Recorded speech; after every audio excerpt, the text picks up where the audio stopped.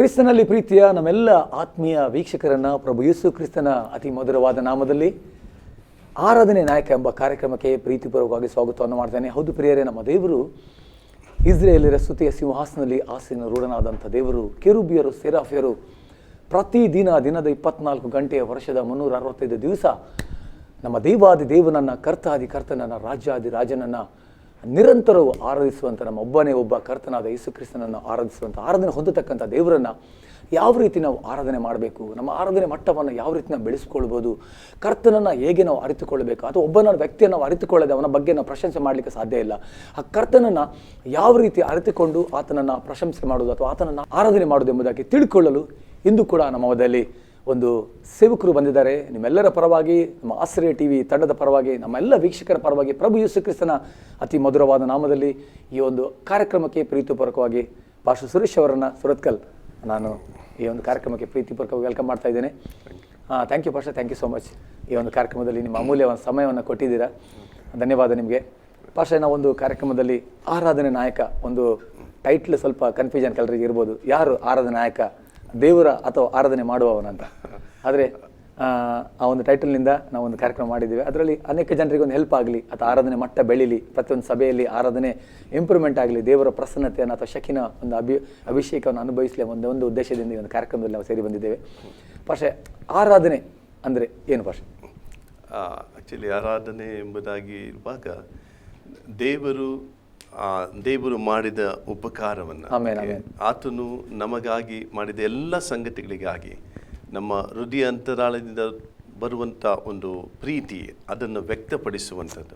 ಅದ್ಭುತ ಭಾಷೆ, ಖಂಡಿತ. ಹಾಗೆ ವ್ಯಕ್ತಪಡಿಸುವಂಥದ್ದನ್ನು ನಾವು ಯಾವ ರೀತಿಯಲ್ಲಿ ಆತನ ಗುಣಗಾನವನ್ನು ಮಾಡುತ್ತೇವೋ ಅಥವಾ ಆತನ ನಾಮವನ್ನು ಮಹಿಮೆ ಪಡಿಸುತ್ತೇವೋ, ಆ ಒಂದು ಆರಾಧನೆಯಲ್ಲಿ ಅದೆಲ್ಲ ಅಡಕವಾಗಿರ್ತಾರೆ. ಆದರೆ ಆ ಒಂದು ಸಂಗತಿ ಅಂದರೆ ನಮ್ಮ ಒಂದು ಪ್ರೀತಿ ಮತ್ತು ದೇವರು ಮಾಡಿದ ಉಪಕಾರವನ್ನು ಯಾವ ರೀತಿ ಎಕ್ಸ್ಪ್ರೆಷನ್ ನಾವು ಮಾಡ್ತಾರಲ್ಲ, ಅದನ್ನು ನಾವು ಪ್ರಕಟಪಡಿಸುವಂಥದ್ದು, ಅದೇ ದೇವರಿಗೆ ಅದು ಸಮರ್ಪಕವಾಗಿ ಸ್ತುತಿ ಆರಾಧನೆಯಾಗಿ ಅದು ಸಮರ್ಪಕವಾಗ್ತದೆ.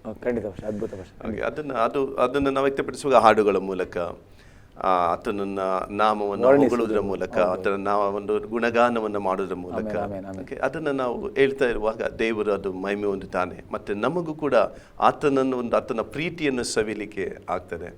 ಯಾವಾಗ ಆತನನ್ನು ಹೊಗಳಿ ಕೊಂಡಾಡ್ತಾ ಇರ್ತೇವೋ, ಆತನ ಮಹಿಮೆ ಹೊಂದುವಾಗ ಆತನ ಪ್ರಸನ್ನತೆ ನಮ್ಮ ಮಧ್ಯದಲ್ಲಿ ಇಳಿದು ಬರ್ತಾರೆ. ಆಗ ನಮ್ಮ ಹೃದಯದಲ್ಲಿ ಪ್ರೀತಿ ಉಕ್ಕಿ ಬರ್ತದೆ, ದೇವರು ಮಹಿಮೆ ಹೊಂತಾನೆ, ನಾವು ಒಂದು ಸಂತೋಷಕ್ಕೆ ಪರವಶರಾಗ್ತೇವೆ. ಹೀಗೆ ಈ ಒಂದು ಆರಾಧನೆ, ಆಕ್ಚುಲಿ ಇನ್ನೊಂದು ಸಂಗತಿ ಹೇಳುವಾಗ, ಆ ಆರಾಧನೆಯನ್ನ ಎಕ್ಸ್ಪ್ಲೇನ್ ಮಾಡ್ಲಿಕ್ಕೆ ಆಗುದಿಲ್ಲ, ಅದನ್ನ ಅನುಭವಿಸ್ಬೇಕು. ನಾವು ಅನುಭವಿಸಿ ಅದನ್ನ ತೋರಿಸ್ಬೇಕೇ. ಈ ಉದಾಹರಣೆ ಹೇಳ್ಬೇಕಂದ್ರೆ, ನಾನು ಜೇನುತುಪ್ಪ ಹೇಗಿದೆ ಎಂಬುದಾಗಿ ಹೇಳುವಾಗ ಅದನ್ನ ತಿಂದವರಿಗೆ ಟೇಸ್ಟ್ ಗೊತ್ತಿರ್ತದೆ, ಅದನ್ನ ವಿ ಕಾಂಟ್ ಎಕ್ಸ್ಪ್ಲೈನ್, ಪದಗಳಿಂದ ವರ್ಣಿಸ್ಲಿಕ್ಕೆ ಆಗುತ್ತೆ, ಆದರೆ ಅದು ತುಂಬಾ ಸಿಹಿಯಾಗಿದೆ. ಹಾಗೆ ಆರಾಧನೆ ಎಂಬುದು ಹೇಳುವಾಗ ಅದನ್ನು ಅನುಭವ ಸವಿದು, ಅದಕ್ಕೆ ದಾವಿದನು ಹೇಳ್ತಲ್ಲ, O taste and see that the Lord is good. ಅಂದರೆ ದೇವರ ಒಳ್ಳೆಯತನವನ್ನು ನಾವು ಅನುಭವಿಸಿದ ಕಾರಣ ಆ ಅನುಭವವನ್ನು ನಾವು ವ್ಯಕ್ತಪಡಿಸೋದು, ಸಂತೋಷವಾಗಿ ದೇವರಿಗೆ ವ್ಯಕ್ತಪಡಿಸೋದೇ ಅದು ಆರಾಧನೆ ಆಗಿರ್ತದೆ. ಥ್ಯಾಂಕ್ ಯು ಭಾಷೆ, ಖಂಡಿತವಾಗಲಿ. ಯಾಕಂದರೆ ನೀವು ಅನೇಕ ಕಡೆಗಳಲ್ಲಿ, ಒಂದು ದೂರದರ್ಶನ ಇರ್ಬೋದು ಅಥವಾ ಟಿ ವಿ ಮೂಲಕ, ಅನೇಕ ಚಾನಲ್ಗಳ ಮೂಲಕ ನಿಮ್ಮನ್ನು ತುಂಬ ಜನ ಕಂಡಿದ್ದಾರೆ. ಅಂದರೆ ನೀವು ಯಾವಾಗಲೂ ಆರಾಧನೆಯಲ್ಲಿ ಇರ್ತೀರಾ, ಆರಾಧನೆ ಹಾಡುಗಳನ್ನು ಆಡೋದಿರ್ಬೋದು, ಅದರ ಮೇಲೆ ತುಂಬ ಅನುಭವವನ್ನು ನೀವು ಹೊಂದಿದ್ದೀರಾ. ಅನೇಕ ಕಡೆ ಸುರತ್ಕಲ್ ಸೇವೆ ಬೇರೆ ಮಾಡ್ತಾ ಇದ್ದೀರಿ, ನಿಮ್ಮ ಆರಾಧನೆ ಟೀಮ್ ಕೂಡ ಇದೆ, ಒಳ್ಳೆ ಅನೇಕ ಕಡೆಯಲ್ಲಿ ನೀವು ನಿಮ್ಮ ಕುಟುಂಬವಾಗಿ ಸೇರಿಕೊಂಡು ದೇವರನ್ನ ಆರಾಧನೆ ನೋಡಿದ್ದೇವೆ. ಆದರೆ ಕೆಲವು ಜನರಿಗೆ ಆರಾಧನೆ ಬಗ್ಗೆ ಗೊತ್ತಿರೋದಿಲ್ಲ, ಅಥವಾ ಆರಾಧನೆ ಯಾವ ರೀತಿ ನೀವು ಹೇಳಿದ್ರೆ ಆರಾಧನೆಗೆ ಪದಗಳಿಲ್ಲ, ಅಥವಾ ಯಾವ ರೀತಿ ಅವನು ಈ ಥರನೇ ಮಾಡಬೇಕು ಅಥವಾ ಹೀಗೇ ಹೋಗ್ಬೇಕಂತ ಯಾವುದೇ ರೀತಿಯ ಒಂದು ನಿರ್ಬಂಧನೆ ಇಲ್ಲ. ನೀವು ಹೇಳಿದಾಗೆ ದೇವರು ಮಾಡಿದ ಉಪಕಾರಗಳನ್ನು ನೆನೆಸಿ ನಾವು ನಮ್ಮ ಒಳಗಿಂದ ಅದು ಆಟೋಮೆಟಿಕ್ಕಾಗಿ ಬರುವಂಥ ನಿಜವಾಗಿ ಆರಾಧನೆ. ಕೆಲವು ಕಡೆಯಲ್ಲಿ ಈಗ ಒಂದು ಸಭೆಯಲ್ಲಿರ್ಬೋದು ಅಥವಾ ಆರಾಧನೆ ನಾವು ಮಾಡುವಾಗ ಒಂದು ಕೆಲವು ಕಡೆಯಲ್ಲಿ ಸಿಸ್ಟಮೆಟಿಕ್ ಇರ್ತದೆ, ಈ ಥರನೇ ಮಾಡಬೇಕು, ಅದು ಯಾವ ರೀತಿ ನಾವು ಮಾಡ್ಬೋದು ಪಕ್ಷ ಸಭೆಯಲ್ಲಿ? ಆ್ಯಕ್ಚುಲಿ ಆರಾಧನೆಗೆ ನಿಜ ಅದು ಸಿಸ್ಟಮೆಟಿಕ್ ಒಂದು ಕ್ರಮ, ಅದು ಖಂಡಿತ ಉಂಟು. ಆದರೆ ಅದು ಆ ಕ್ರಮವನ್ನು ಅದು ಒಂದು ಸಾಂಪ್ರದಾಯಿಕವಾಗಿ ಹೋಗದೆ ಹೌದೌದು, ಖಂಡಿತ ಭಾಷೆ. ದೇವರಾತ್ಮನ ನಡೆಸುವಿಕೆಗೆ ಫಸ್ಟ್ ಆಫ್ ಆಲ್ ದೇವರ ಆರಾಧನೆಯನ್ನು ನಾವು ಮಾಡುವಾಗ ಆರಾಧನೆ ನಮ್ಮ ಸ್ವಂತ ಬಲ ಸ್ವಂತ ಜ್ಞಾನದಿಂದ ಅಲ್ಲ, ಪವಿತ್ರಾತ್ಮನು ತಾನೇ ನಮ್ಮನ್ನು ತನ್ನ ನಿಯಂತ್ರಣಕ್ಕೆ ತೆಗೆದುಕೊಂಡು ತಂದೆಯಾದ ದೇವರನ್ನ ಕುಮಾರನಾದ ಕ್ರಿಸ್ತ ಯೇಸುವನ್ನ ಮಹಿಮೆ ಪಡಿಸುವಂಥದ್ದು ಹೇಗೆ, ವರ್ಣಿಸುವುದು ಹೇಗೆ. ಏಕೆಂದರೆ ದೇವರನ್ನ ಹೆಚ್ಚಾಗಿ ತಿಳಿದಿರುವಂಥದ್ದು ತ್ರಯೇಕ ದೇವರಲ್ಲಿ ಬರುವಾಗ ಪವಿತ್ರಾತ್ಮನು ದೇವರಾತ್ಮನು ತಾನೇ ಆಗಿರುವ ಕಾರಣ ತಂದೆಯಾದ ದೇವರನ್ನ ಅಥವಾ ತ್ರಯೇಕ ದೇವರನ್ನ ಯಾವ ರೀತಿ ಆರಾಧಿಸಬೇಕೆಂಬುದಾಗಿ ಪವಿತ್ರಾತ್ಮನು ನಮ್ಮನ್ನು ಪ್ರೇರೇಪಿಸುವ ಕಾರಣ ನಾವು ಪವಿತ್ರಾತ್ಮನಿಗೆ ನಮ್ಮನ್ನು ನಾವು ಒಪ್ಪಿಸಿಕೊಟ್ಟು ಪ್ರಾರ್ಥಿಸುವಾಗ ಅದಕ್ಕೆ ಪವಿತ್ರಾತ್ಮವಶರಾಗಿ ಆರಾಧಿಸುವಂಥದ್ದು ಎಂಬುದಾಗಿದೆಯಲ್ಲ. ಹಾಗೆ ಪವಿತ್ರಾತ್ಮನು ತನ್ನ ನಿಯಂತ್ರಣಕ್ಕೆ ತೆಗೆದುಕೊಂಡು ತಂದೆಯಾದ ದೇವರಿಗೆ ಮೆಚ್ಚುಗೆಯುಳ್ಳ ಆರಾಧನೆಯನ್ನು ಮನುಷ್ಯರಾದ ನಮ್ಮ ಮೂಲಕ ಆತನು ಮಾಡುವನಾಗಿದ್ದಾನೆ. ಹಾಗಿರುವಾಗ ಅದಕ್ಕೆ ಆರಾಧನೆಗೆ ನಾವು ಒಂದು ಸಾಧನ ಅಷ್ಟೇ, ಇನ್ಸ್ಟ್ರೂಮೆಂಟ್ಸ್ ಅಷ್ಟೇ. ಆದರೆ ಆರಾಧನೆ ನಾಯಕ ಎಂಬುದಾಗಿ ಏನು ಹೇಳುತ್ತೋ ಅದು ಹೋಲಿ ಸ್ಪಿರಿಟ್, ಪವಿತ್ರಾತ್ಮನು ತಾನೆ. ಹೀಗಿರುವಾಗ ಯಾವಾಗ ಪವಿತ್ರಾತ್ಮನಿಗೆ ನಮ್ಮನ್ನು ಒಪ್ಪಿಸಿಕೊಡುತ್ತೇವೋ ಆಗ ಆ ಆರಾಧನೆಯೇ ಬೇರೆ. ಯಾವಾಗ ನಾವು ನಮ್ಮ ಸ್ವಂತ ಬಲದಿಂದ ಸ್ವಂತ ಜ್ಞಾನದಿಂದ ಈಗ ನಾವು ಇನ್ಸ್ಟ್ರೂಮೆಂಟ್ಸ್ಗಳನ್ನೆಲ್ಲ ಉಪಯೋಗಿಸ್ತೇವೆ, ಓಕೆ, ಅವೆಲ್ಲ ಉಪಯೋಗಿಸ್ತಿರುವಾಗ ನಾವು ಅದರ ಮೇಲೆ ಕಾನ್ಸಂಟ್ರೇಟ್ ಮಾಡುವಾಗ ಕಾರ್ಡನ್ನು ನೋಡಬೇಕು, ತಾಳ ಲಯ ಇವೆಲ್ಲ, ರಾಗ ತಾಳ ಇವೆಲ್ಲವು ಅದು ಖಂಡಿತ ಅವೆಲ್ಲ ಬೇಕು. ಆದರೆ ನಮ್ಮ ಮನಸ್ಸನ್ನು ಅಲ್ಲಿಗೆ ಕೇಂದ್ರೀಕರಿಸುವಾಗ, ಯಾಕೆಂದರೆ ನಾವು ಆರಾಧನೆಯಲ್ಲಿ ಟೀಮ್ ಇರ್ತಾರೆ, ಆ್ಯಸ್ ಎ ಟೀಮ್ ಇರುವಾಗ ಅವರದೇ ಆದಂಥ ಕೆಲವೊಂದು ವ್ಯತ್ಯಾಸದ ಆಲೋಚನೆ ಇರ್ತದೆ. ಅವರಿಗೆ ನಾವು ಟ್ಯೂನ್ ಮಾಡಿಕೊಂಡು ಅವರಿಗೆ ನಾವು ಸೇರಿ ನಾವು ದೇವರನ್ನು ಆರಾಧಿಸುವಾಗ ನಮ್ಮ ಮನಸ್ಸು ಆ ಕಡೆ ಹೋಗುವಾಗ ಎಲ್ಲೋ ಒಂದು ಕಡೆ ನಾವು ದೇವರೊಂದಿಗೆ ಟ್ಯೂನ್ ಆಗಲಿಕ್ಕೆ ಮಿಸ್ ಆಗ್ತದೆ. ಹಾಗೆ ಆವಾಗ ಇದು ಬೇಕು ಅದು ಬೇಕು, ಇದು ಆಗಬೇಕಾದ್ರೆ ಮನುಷ್ಯನಿಂದ ಸಾಧ್ಯವಿಲ್ಲ, ಪವಿತ್ರಾತ್ಮನು. ಪವಿತ್ರಾತ್ಮನು ಎಲ್ಲ ಮ್ಯೂಸಿಷಿಯನ್ಗಳನ್ನು ವಾದ್ಯ ಬಾರಿಸುವವರನ್ನು ಹಾಡುವವರನ್ನು ಆತನ ನಿಯಂತ್ರಣಕ್ಕೆ ತೆಗೆದುಕೊಂಡು ಆ ಬರುವಂಥ ಆರಾಧನೆ ಇದೆಯಲ್ಲ ಅದು ಅನಾಯಿಂಟಿಂಗ್ ವರ್ಷಿಪ್, ಪವಿತ್ರಾತ್ಮರಿತವಾದ ಆರಾಧನೆ. ಅದ್ಭುತ ಭಾಷೆ, ಖಂಡಿತವಾಗಲಿ ತುಂಬ ಅದ್ಭುತವಾಗಿ ಮಾತಾಡಿದ್ರಿ. ಯಾವಾಗ ನಮ್ಮೆಲ್ಲರನ್ನ ಅಥವಾ ನಮ್ಮ ಸ್ವಂತ, ನೀವು ಹೇಳಿದಾಗೆ ಸ್ವಂತ ಬಲ ಸ್ವಂತ ಪ್ರಯತ್ನ ಸ್ವಂತ ಶಕ್ತಿ ಅದನ್ನು ನಾವು ಬಿಟ್ಟು ನಮ್ಮ ಕರ್ತನಿಗೆ ನಮ್ಮೆಲ್ಲರನ್ನು ಒಪ್ಪಿಸಿಕೊಟ್ಟು ಪವಿತ್ರಾತ್ಮನ ಕರಗಳಿಗೆ ಕೊಡುವಾಗ ಖಂಡಿತವಾಗಲೂ ಆರಾಧನೆಯ ಮಟ್ಟ ಒಂದು ನೀವು ಹೇಳಿದಾಗೆ ಅದ್ಭುತವಾದ ಒಂದು ದೇವರ ಒಂದು ಶಕ್ತಿನ ಮಹಿಮೆಯನ್ನು ಅನುಭವಿಸಬಹುದು. ಅನೇಕ ಸಭೆಗಳಲ್ಲಿ ನಾವು ನೋಡುವಾಗ ಒಳ್ಳೆ ಒಂದು ತುಂಬ ಅಥವಾ ಸಿಟಿಗಳಲ್ಲಿ ನಾವು ನೋಡುವಾಗ ತುಂಬ ಅದ್ಭುತ ಅನಿಸ್ತದೆ. ಯಾಕಂದರೆ ಕೆಲವು ಕಡೆ ಹಳ್ಳಿಗಳಲ್ಲಿ ಇನ್ಸ್ಟ್ರೂಮೆಂಟ್ ಕೂಡ ಇರುವುದಿಲ್ಲ, ಏನು ಬರೀ ಒಂದು ಚಪ್ಪಾಳೆ ಇರ್ಬೋದು ಅಥವಾ ಅದನ್ನು ಹೇಳಿದಾಗ ಪವಿತ್ರಾತ್ಮನು ಯಾವ ರೀತಿ ಅಂದರೆ ಇನ್ಸ್ಟ್ರೂಮೆಂಟ್ ಇದ್ರೂ ಕೂಡ ನಡೆಸ್ತಾನೆ, ಇಲ್ಲದಿದ್ದು ನಡೆಸ್ತಾನೆ. ಕೆಲವು ಕಡೆಯಲ್ಲಿ ತುಂಬ ಗೊಂದಲಗಿರ್ತದೆ ಸಭೆ, ನಾವು ನೋಡ್ತೇವೆ ತುಂಬ ಶೌಟ್ ಜಾಸ್ತಿ ಇರ್ತದೆ. ನೀವು ಹೇಳಿದಾಗೆ ಆ ಕಡೆಗಳಲ್ಲೆಲ್ಲ ನಾವು ಯಾವ ರೀತಿ ಒಂದು ಕರೆಕ್ಷನ್ ಮಾಡ್ಕೋಬೇಕು. ಯಾಕಂದರೆ ಆರಾಧನಾ ನಾಯಕನ ಜವಾಬ್ದಾರಿ ತುಂಬ ಅದೇ ನಾನು ಹೇಳಿದೆ, ಲೀಡರ್ ಇರ್ಬೋದು, ಅವನ ಪ್ರಿಪ್ರೇಷನ್ ಇರ್ಬೋದು ಅಥವಾ ಅವನ ಮುಂದಿನ ಪ್ರಾಕ್ಟೀಸ್ ಇರ್ಬೋದು, ಯಾವ ರೀತಿ ಅವನೊಂದು ಆ ಒಂದು ಕಂಟ್ರೋಲ್ ಮಾಡೋದಾದರೆ ಅವನ ಕೈಯಲ್ಲಿರುವಂಥ ಶಕ್ತಿ. ಯಾಕಂದರೆ ದೇವರು ಅಥವಾ ಸೇವಕರು ಅವನ ಮೇಲೆ ಒಂದು ಜವಾಬ್ದಾರಿ ಕೊಟ್ಟು ಆ ದಿನದ ಆರಾಧನೆಯನ್ನು ಅವರಿಗೆ ಕೊಟ್ಟಿರ್ಬೋದು. ಅದನ್ನು ಯಾವ ರೀತಿ ಮಾಡ್ಬೋದು ಭಾಷೆ, ಹೇಗೆ ಮಾಡ್ಬೋದು? ಈಗ ಫಸ್ಟ್ ಆಫ್ ಆಲ್ ಹೇಳ್ಬೇಕಂದ್ರೆ ಆರಾಧನೆಯನ್ನು ಪವಿತ್ರಾತ್ಮನ ನಡೆಸುವನು. ಖಂಡಿತ ಭಾಷೆ. ಈಗಿರುವಾಗ ನಮಗೆ ಒಂದು ಇನ್ಸ್ಟ್ರೂಮೆಂಟ್ಸ್ ಕೂಡ ಅದು ಮುಖ್ಯ. ಹಾಡನ್ನು ನಾವು ತಾಳಬದ್ಧವಾಗಿ ಲಯಬದ್ಧವಾಗಿ ರಾಗವಾಗಿ ಸ್ಕೇಲಲ್ಲಿ ಹಾಡಬೇಕಂದ್ರೆ ಇನ್ಸ್ಟ್ರೂಮೆಂಟ್ಸ್ ಮುಖ್ಯ. ಯಾಕೆಂದರೆ ನಾವು ಪ್ರಾರಂಭದಲ್ಲೇ ನೋಡ್ತೇವೆ ದಾವೀದನ ಒಡಂಬಡಿಕೆಯಲ್ಲಿ ಇಸ್ರಾಯೇಲರು ಇನ್ಸ್ಟ್ರೂಮೆಂಟ್ಸ್ಗಳನ್ನು ಉಪಯೋಗಿಸಿದ್ದನ್ನು. ಮತ್ತು 150ನೇ ಕೀರ್ತನೆಯಲ್ಲಿ ನೋಡ್ತೇವೆ ಎಲ್ಲ ಇನ್ಸ್ಟ್ರೂಮೆಂಟ್ಸ್ಗಳು ತಾಳಬದ್ಧ ಜಲ್ಲರಿಯಿಂದ ಕಿನ್ನರಿಯಿಂದ ಇದೆಲ್ಲವೂ ಮುಖ್ಯ ಇವೆಲ್ಲವೂ ಅಗತ್ಯ. ಆದರೆ ಕೆಲವು ಕಡೆ ನೋಡ್ತೇವೆ ಒಂದು ಅದನ್ನು ಉಪಯೋಗಿಸದೆ ಆರಾಧಿಸುವರು ಕೂಡ ನಾವು ನೋಡ್ತೇವೆ.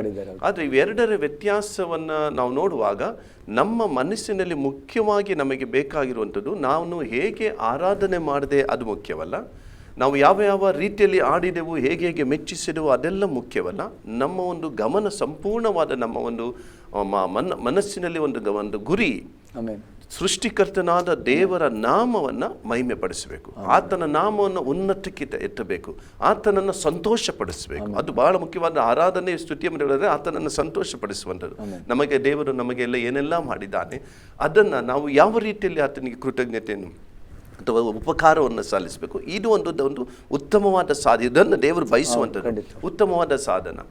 ಹಾಗೆ ಈಗ ಇನ್ಸ್ಟ್ರೂಮೆಂಟ್ಸ್ ಇಲ್ಲದೆ ಆರಾಧಿಸುವ ಆರಾಧನೆಗಳಿಗೂ ಇದಕ್ಕೂ ಎರಡು ವ್ಯತ್ಯಾಸವನ್ನು ನೋಡುವುದಾದರೆ, ಈಗ ನಾವು ಪ್ರಾರಂಭದ ಸೇವೆಯಲ್ಲಿ ನನಗೆ ಇನ್ಸ್ಟ್ರೂಮೆಂಟ್ಸ್ ಅಂದರೆ ಒಂದು ಟ್ಯಾಮ್ರಿನ್ ಇತ್ತು. ಅದನ್ನು ನೋಡುವಾಗ ಅದು ನನಗೆ ಬೇಕಿತ್ತು. ಅದನ್ನು ತೆಗೆದುಕೊಳ್ಳಲಿಕ್ಕೆ ನನಗೆ ಆ ಒಂದು ಬಡ ಸೇವೆಯಲ್ಲಿ ನನಗೆ ಅದು ಇನ್ಸ್ಟ್ರೂಮೆಂಟ್ಸ್ ಅದೊಂದು ಟ್ಯಾಮ್ರಿನ್ ಅದೊಂದು 50 ರೂಪಾಯಿ, ಅದನ್ನು ತೆಗೆದುಕೊಳ್ಳಿಕ್ಕೆ ನನಗೆ ಕಷ್ಟ ಇತ್ತು. ಬೇರೆ ನನಗೊಂದು ಟ್ಯಾಮ್ರಿನ್ ಬೇಕಂತ ಎಷ್ಟು ಒಂದು ತಿಂಗಳು 2 ತಿಂಗಳ ಮೇಲೆ ನನಗೆ ಅದು ತೆಗೆದುಕೊಳ್ಳುವಂತೆ ಸಹ ಆಯಿತು. ಇರುವಾಗ ಅದನ್ನು ನಾನು ಉಪಯೋಗಿಸಿ ನಾನು ಆರಾಧನೆ ಸ್ತುತಿಸುವಾಗ ಅನಾಯಿಂಟಿಂಗ್ ಯಾವ ರೀತಿಯಲ್ಲಿ ಫ್ಲೋ ಆಗ್ತಿತ್ತು ಎಂಬುದು ಹೇಳೋದಾದರೆ, ಯಾಕೆಂದರೆ ಇದು ನಾವಂದರೆ ಅದು ಇನ್ಸ್ಟ್ರೂಮೆಂಟ್ಸ್ ತೆಗೆದುಕೊಂಡು ಬಂದು ಅದಲ್ಲ ಅನಾಯಿಂಟಿಂಗ್, ಅದಕ್ಕೋಸ್ಕರ ಅಂತ ಅಲ್ಲ ನಾನು ಹೇಳ್ತಾ ಇರೋದು. ಫಸ್ಟ್ ಅಂತ ಹೇಳುವಾಗ ನಮ್ಮ ಆರಾಧನೆ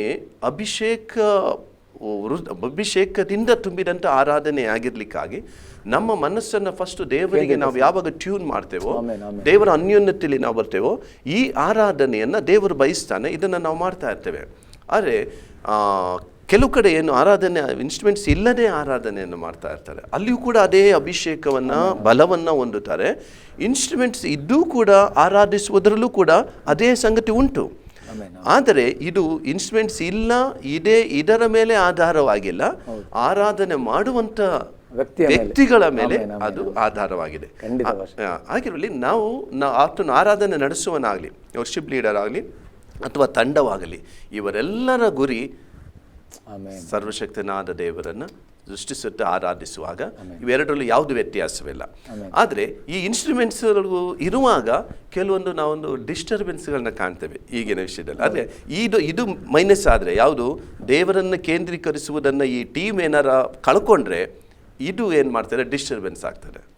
ಆವಾಗ ನಾವು ಯಾರನ್ನು ಆರಾಧನೆ ನಡೆಸ್ತೀವಿ ಎಂಬುದಾಗಿ ನಮ್ಮನ್ನು ಆತುಕೊಂಡು ಆರಾಧನೆ ಮಾಡಲಿಕ್ಕೆ ನಿಂತಿರ್ತಾರೆ ಕಾಂಗ್ರಿಗೇಷನ್, ಭಕ್ತರು, ಅವರನ್ನು ಅಭಿಷೇಕದಿಂದ ನಡೆಸುವಂಥವರು ಈ ಆರಾಧನಾ ನಾಯಕರಾಗಿರ್ತಾರೆ.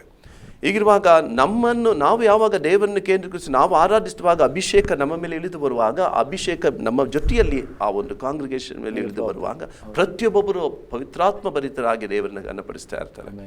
ಹಾಗೆ ಅದಕ್ಕೆ ಅದೇ ಸಮಯದಲ್ಲಿ ಇನ್ಸ್ಟ್ರೂಮೆಂಟ್ಸ್ ಇಲ್ಲದವರು ಕೂಡ ಆರಾಧಿಸ್ತಾ ಇದ್ರು ಕೂಡ ಅವರ ಒಂದು ನಾವು ಹೇಗೆ ಕಾಂಗ್ರಿಗೇಷನ್ ತೆಗೆದುಕೊಳ್ತೇವೋ, ದೇವರೊಂದಿಗೆ ಹೇಗೆ ನಾವು ಎಕ್ಸೋರ್ಟ್ ಮಾಡಿ ಅವರನ್ನು ಪ್ರೇರೇಪಿಸಿ ಅವರ ಮನಸ್ಸನ್ನು ದೇವರ ಕಡೆ ಕೇಂದ್ರೀಕರಿಸ್ತೇವೆ, ಅದರ ಮೇಲೆ ಆಧಾರ ಹೊಂದಿರ್ತಾರೆ. ಅಂದರೆ ಆರಾಧನಾಯಕನ ತುಂಬ ಜವಾಬ್ದಾರಿ ಇದೆ ಆ ಟೈಮ್. ಇನ್ಸ್ಟ್ರೂಮೆಂಟ್ ಇರಲಿಲ್ಲ, ಅದೇ ಆರಾಧನೆ ಮಾಡುವಂಥ ವ್ಯಕ್ತಿ ಮತ್ತು ದೇವರ ನಡುವೆ ಆಗುವಂಥ ಒಂದು ಸಂಬಂಧ.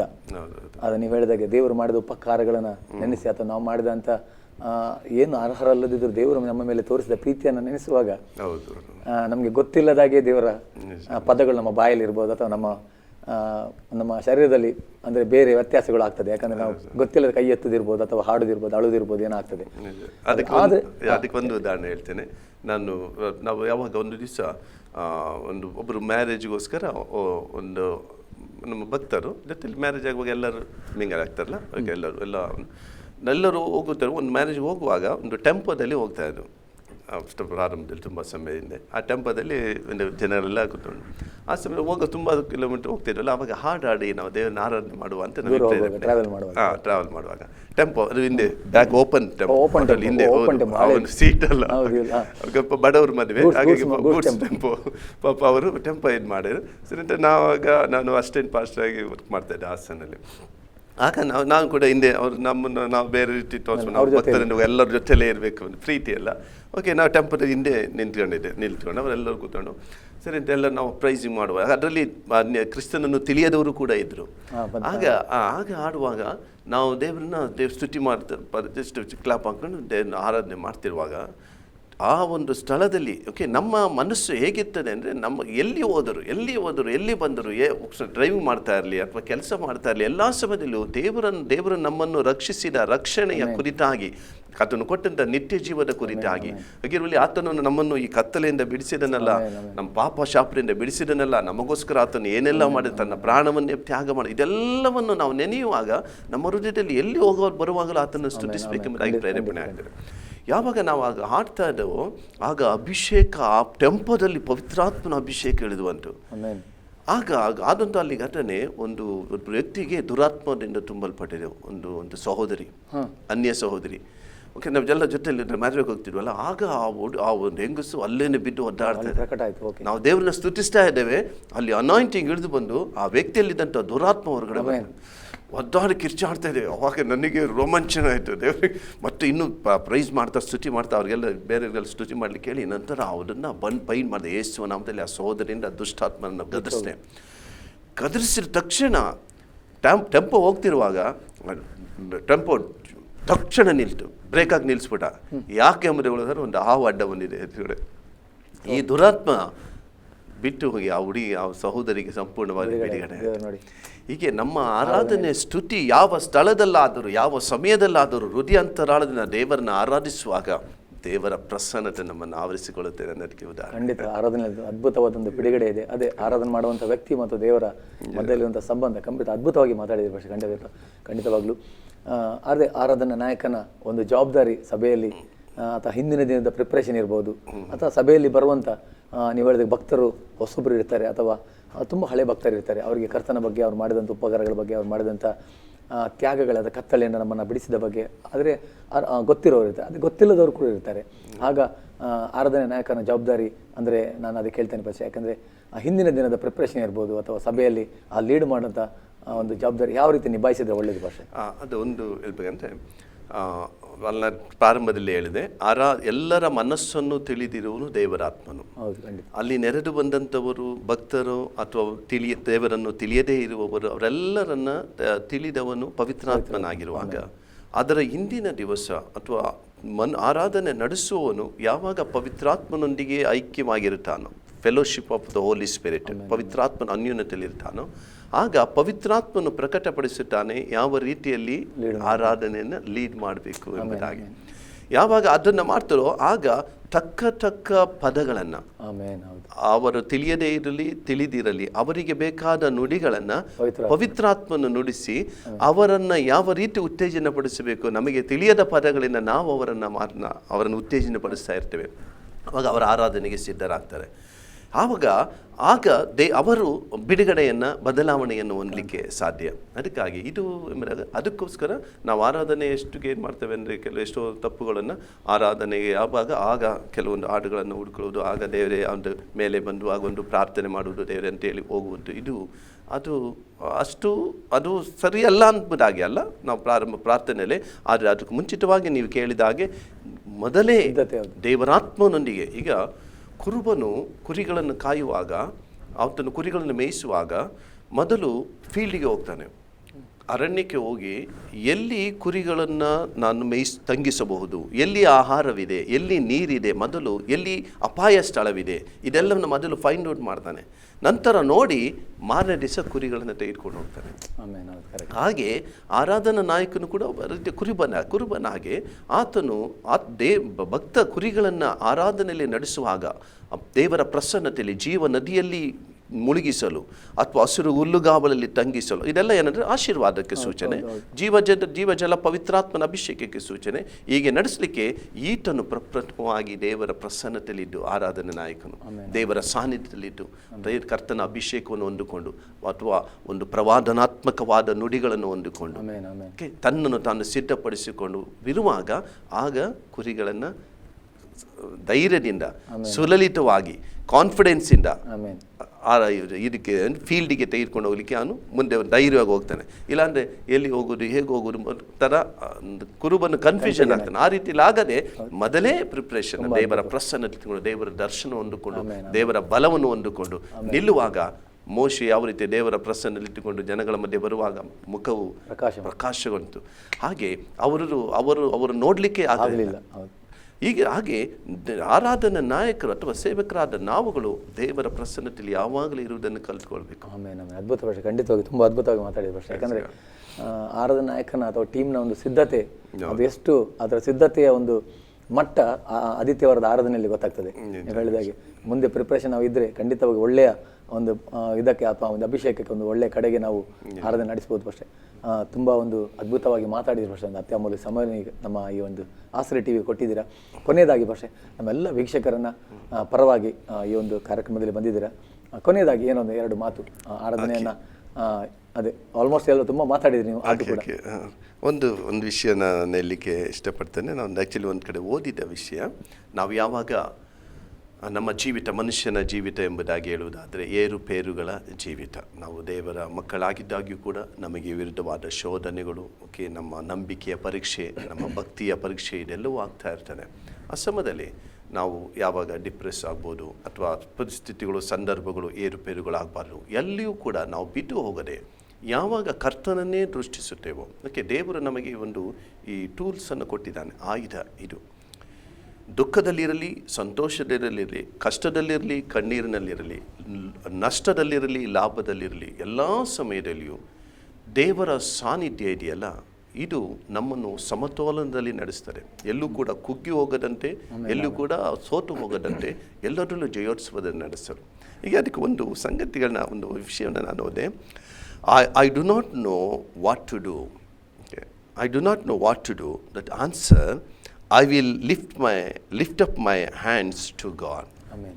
ನಾವು ಏನು ಮಾಡಲಿಕ್ಕೆ ಆಗುವುದಿಲ್ಲ, ಆಗ ನಾವು ಏನು ಮಾಡಬೇಕೆಂಬುದಾಗಿ ಗೊತ್ತಿಲ್ಲ, ಕನ್ಫ್ಯೂಷನಲ್ಲಿ ಇರ್ತೀವಲ್ಲ, ಆಗ ಯಾವಾಗ ನಮ್ಮ ಕರಗಳನ್ನು ದೇವರ ಕಡೆ ಎತ್ತುತ್ತೇವೋ, ದೇವರು ಎಲ್ಲವನ್ನು ಸರಿಪಡಿಸುವನಾಗಿದ್ದಾನೆ. ಅದು ಏನೇ ಸ್ಥಿತಿ ಆಗಲಿ, ದೇವರಿಗೆ ಅಸಾಧ್ಯವಾದದ್ದು ಯಾವುದೇ ಇಲ್ಲ. ಹೀಗಿರುವಲ್ಲಿ ನಮ್ಮ ಮನಸ್ಸು ಇರಬೇಕು. ದೇವರ ಮಕ್ಕಳಾದ ನಾವುಗಳು, ನಮಗೆ ಬರುವಂಥ ವಿರೋಧಗಳು, ಶೋಧನೆಗಳು ಏನೇ ಬರಲಿ, ಅದು ಬರ್ತದೆ. ಆದರೆ ಅವೆಲ್ಲವುಗಳು ಬಿದ್ದು ಹೋಗುವಂತೆ ಮಾಡುವ ಆತನ ದೇವರು ನಮ್ಮ ಕರಗಳನ್ನು ಮೇಲೆತ್ತಿದಾಗ, ಸ್ತುತಿ ಆರಾಧನೆ ಮೂಲಕ ದೇವರನ್ನು ದೃಷ್ಟಿಸುವಾಗ, ಹಾಗಿರಲಿ. ಅದಕ್ಕೆ I do not know what to do, ಏನು ಮಾಡಬೇಕಂತ ಗೊತ್ತಿಲ್ಲ, ಆಗ ನಮ್ಮ ಕರಗಳನ್ನು. ಎರಡನೇದಾಗಿ ನೋಡ್ತೇನೆ, I do not know what to say, but answer I will speak praise. ನಾವು ಏನು ಮಾತಾಡಬೇಕು ಗೊತ್ತಿಲ್ಲಲ್ಲ, ಕೆಲವು ಸಂದರ್ಭಗಳಲ್ಲಿ ಏನೇನು ತುಂಬ ಕನ್ಫ್ಯೂಷನ್ ಆಗ್ತದೆ. ಕೆಲವು ಕ್ರಿಟಿಕಲ್ ಸ್ಥಳಕ್ಕೆ ಹೋಗಬೇಕಾಗುತ್ತದೆ, ನಾವು ಮಾತಾಡಬೇಕಾಗ್ತದೆ. ಅವಾಗ ಏನು ಮಾತಾಡೋದು, ಏನು ಕನ್ಫ್ಯೂಷನ್ ಇರ್ತೇವೆ. ಯಾವಾಗ ದೇವರನ್ನ ಸ್ತುತಿಸ್ತಾ ಇರ್ತೇವೆ, ದೇವರನ್ನ ಸ್ತುತಿಸುವಾಗ ಏನು ಮಾಡಬೇಕು, ಏನು ಮಾತಾಡಬೇಕು, ಎಲ್ಲವನ್ನು ದೇವರು ನಡೆಸುವನಾಗಿದ್ದಾನೆ. ಇದೊಂದು ಪಾಯಿಂಟ್ ನೋಡಿದೆ. I do not know way to go, I will run to your throne. ಎಲ್ಲಿ ಹೋಗ್ಬೇಕೆಂಬುದು ನಮಗೆ ಕನ್ಫ್ಯೂಷನ್ ಇರುವಾಗ, ನಾವು ಯಾವಾಗ ದೇವರ ಸಿಂಹಾಸನದ ಮುಂದೆ ಹೋಗುತ್ತೇವೋ, ಅಲ್ಲಿ ನಮಗೆ ಒಂದು ಸಂತೋಷವನ್ನು, ನಮಗೆ ಬಿಡುಗಡೆ ನಾವು ಕೊಡ್ತಾರೆ. ಮತ್ತು I do not no where I stand, I will stand on your truth. ನಮಗೆ ಎಲ್ಲಿ ನಿಲ್ಲಬೇಕು ಗೊತ್ತಾಗೋದಿಲ್ಲ, ಎಲ್ಲಿ ಹೋಗಬೇಕು ಗೊತ್ತಾಗೋದಿಲ್ಲ. ಆದರೆ ನಾವು ಸತ್ಯದಲ್ಲಿ ನಿಲ್ಲುವಾಗ ನಮಗೆ ಜಯ ಉಂಟು. ಇನ್ನೊಂದು ಸಂಗತಿ ನೋಡ್ತೇವೆ, I do not know what I think, I will think your grace. ನಮಗೆ ಏನೇನೋ ವಿಷಯಗಳಿರ್ತದೆ, ನಮಗೆ ನಿಭಾಯಿಸಬೇಕಂತ, ಆಲೋಚಿಸಬೇಕಂತ. ಆದರೆ ಅವೆಲ್ಲವುಗಳಲ್ಲೂ ನಮಗೆ ಒಂದು ಮಾರ್ಗ ತೆರೆದಿರುವಾಗ, ದೇವರೇ ನಿನ್ನ ಕೃಪೆ, ಯಾವಾಗ ಆತನ ಕೃಪೆಯನ್ನು ನಾವು ಹೋಗಲಿ ಕೊಂಡಾಡುತ್ತೇವೋ, ಆತುಕೊಳ್ಳುತ್ತೇವೋ, ಆ ಕೃಪೆ ನಮ್ಮನ್ನು ಜಯದಲ್ಲಿ ನಡೆಸ್ತದೆ. ಕಡೆಯದಾಗಿ ನೋಡ್ತೇವೆ, I do not know what I think, ನಾನು ಏನು ಯೋಚನೆ ಮಾಡಬೇಕೆಂಬುದಾಗಿ ನನಗೆ ಗೊತ್ತಿಲ್ಲದಿದ್ದಾಗ ನಾನು ದೇವರ ಕೃಪೆಯನ್ನು ಧ್ಯಾನ ಮಾಡ್ತೇನೆ ಎಂಬುದಾಗಿ. ಹೀಗೆ ಯಾವಾಗ ನಾವು ಈ ಸ್ಥಿತಿಯಲ್ಲಿ, ಎಲ್ಲ ಪರಿಸ್ಥಿತಿಗಳಲ್ಲಿಯೂ ದೇವರು ನಮಗೆ ಕೊಟ್ಟಂತ, ಅದಕ್ಕೆ ನಾವು ನೋಡ್ತೇವೆ, ನಮ್ಮ ಹಿಂದಿನ ಕಾಲದಲ್ಲಿ ನಮ್ಮ ಅಜ್ಜ ಅಜ್ಜಿಯವರು ಏನಾರು ದುಃಖದಲ್ಲಿದ್ದಾಗ, ಪರಿಸ್ಥಿತಿ ತುಂಬ ಸಣ್ಣ ದುಃಖದಲ್ಲಿದ್ದಾಗ ಹಾಡೋರು. ನಾವು ಸತ್ಯತೆ ಗೊತ್ತಿರಲಿಲ್ಲ, ಹಾಡು ಹೇಳೋರು, ಏನೋ ಒಂದು ಹಾಡನ್ನು. ಅದು ಈಗ ನಮಗೆ ಗೊತ್ತಾಗ್ತದೆ, ಯಾಕೆ ಹಾಡುಗಳು ಬರ್ತದೆ ದುಃಖದಲ್ಲಿದ್ದಾಗ. ಹೀಗಿರುವಾಗ ಹಾಡು ಅನ್ನೋದು ಇದೆಯಲ್ಲ, ಈ ಸ್ತುತಿ ಆರಾಧನೆ ಇದೆಯಲ್ಲ, ಇದು ದೇವರ ಮಕ್ಕಳು, ಅನ್ಯರು ಎಲ್ಲರೂ ಇಷ್ಟಪಡುವಂಥ ವಿಷಯ. ಆದರೆ ಅದರಲ್ಲಿ ಸತ್ಯಾಂಶ ಅಡಕವಾಗಿರೋದು, ಮನುಷ್ಯನಿಗೆ ದೇವರು ಅದನ್ನು ಕೊಟ್ಟಂಥ ವರ.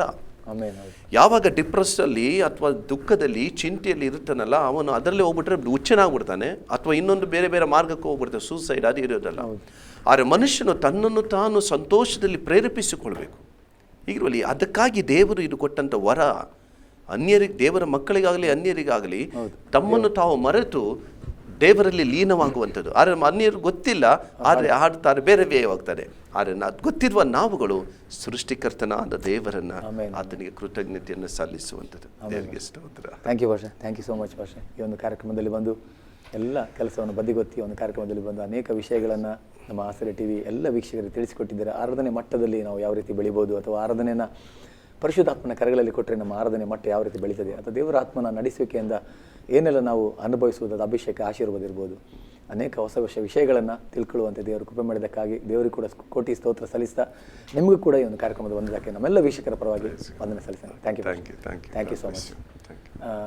ಆಸರೆ ಟಿವಿಯನ್ನು ವೀಕ್ಷಿಸುತ್ತಿರುವಂಥ ನಮ್ಮೆಲ್ಲ ಆತ್ಮೀಯ ವೀಕ್ಷಕರೇ, ನಿಜವಾಗಿ ನಮ್ಮ ಕರ್ತನು ಎಲ್ಲ ಮಹಿಮೆಗೆ, ಮಾನಕ್ಕೆ, ಗೌರವಕ್ಕೆ ಪಾತ್ರನಾದ ಯೋಗ್ಯನಾದ ನಮ್ಮ ದೇವರು, ಕತ್ತಲೆ ಇದ್ದಂಥ ನಮ್ಮನ್ನು, ಪಾಪದ ಕೆಸರದಲ್ಲಿ ಬಿದ್ದಂಥ ನಮ್ಮನ್ನು, ನಮ್ಮ ಹಿತಕ್ಕಾಗಿ ಆತನು ಪರಲೋಕದ ಮಹಿಮೆಯ ಪದವಿಯನ್ನು ಬಿಟ್ಟು ನಮಗೋಸ್ಕರ ಮನುಷ್ಯ ರೂಪನಾಗಿ ಈ ಲೋಕಕ್ಕೆ ಬಂದು ತನ್ನ ಪ್ರಾಣವನ್ನೇ ಕೊಟ್ಟು ನಮ್ಮ ಎಲ್ಲ ಪಾಪದಿಂದ, ಶಾಪದಿಂದ ಬಿಡುಗಡೆಯನ್ನು ಕೊಟ್ಟು ನಮಗೆ ನೂತನ ಬದುಕನ್ನು, ಅಥವಾ ನೂತನ ಜೀವಿತವನ್ನು ಕೊಟ್ಟಂಥ ಕರ್ತನನ್ನು ನಾವೆಷ್ಟು ಕೊಂಡಾಡಿದರೂ, ಎಷ್ಟು ಆರಾಧನೆ ಮಾಡಿದರೂ, ಆತನಿಗೆ ಎಷ್ಟು ಸ್ತುತಿ ಪದಗಳನ್ನು, ಘನಗಳನ್ನು ಸಲ್ಲಿಸಿದರೂ ಅದು ಕಡಿಮೆ.